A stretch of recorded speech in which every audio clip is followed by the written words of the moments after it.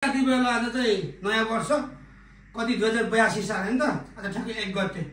आज चाहिँ हाम्रा प्यारी दिदीलाई अब सघाउनलाई यहाँ किचनतिर आएको छु।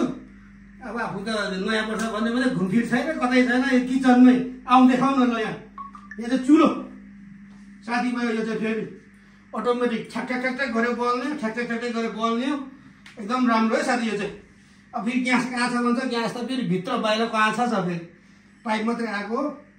त्यसपछि सबभन्दा सुरु चाहिँ पकाउनुभन्दा अगाडि यो चाहिँ अब जान्नुपर्छ साथी, यो टाइम पनि दिइराखेको हुन्छ। फेरि यो चाहिँ अब भनेर स्विट गर्नु पर्यो, हातले सुई गर्नु पर्यो। 1 अब खोल्यो सरर आयो, यतिखेर चाहिँ अब यस्तो गर्नु पर्यो, हात पनि सरर आयो।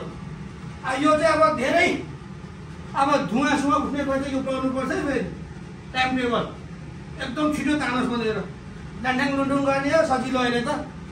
अब कोठा पनि राम्रो एकदम राम्रो चट्ट हुन्छ। अब यहाँ ठ्याक्कै पकाउने हो, यो यस्तो गरेर आफै अटोमेटिक यो ठ्याङ ठ्याङ ठ्याङ ठ्याङ गर्न नपर्ने हो फेरि। अनि अब यो फेरि यहाँ सबै मिलाउनु पर्यो, टाइम टेबल मिलाउने हो। अलिकति धुवा पाङ्दै आयो भने यो बाहिदिने हो। अनि सिधेपछि ठ्याक्कै फेरि हातले सुई गर्नु पर्यो एकचोटि। अब फेरि 2 चोटि भएपछि अब भित्र गयो, सरर जान्छ, बन्द भयो साथी। त्यसपछि आफू यस्तो बस्दिने हो, हावा पनि आउँछ मजाले, गर्मी भयो भने गर्नु पर्यो।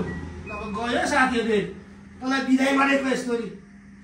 ल माछा पकाउँदाखेरि चाहिँ 1650 खोल्नुपर्छ। यो यतिकोले ठ्याक्कै धुवा तान्छ साथीभाइ होइन। ल यहाँ चाहिँ माछा पाक्दैछ, यसको गन्धसँग जस्तै धुवा चाहिँ यसले सडक्कै तानेर माथि फाल्छ है। ल माछा पकाउँदा चाहिँ यतिमा पकाउनुपर्छ साथीभाइ, विचार गरौँ। अब मासुको लागि भिन्नै तरकारी, सबैको भिन्नै भिन्नै यहाँ छ साथी, मिलाउनुपर्छ। ल यस्तो छ आज, यस्तै छ। अब नयाँ वर्षमा यहाँ दिदीले अब सघाउने छु किचनमा साथीभाइ, यसरी पाक्दैछ।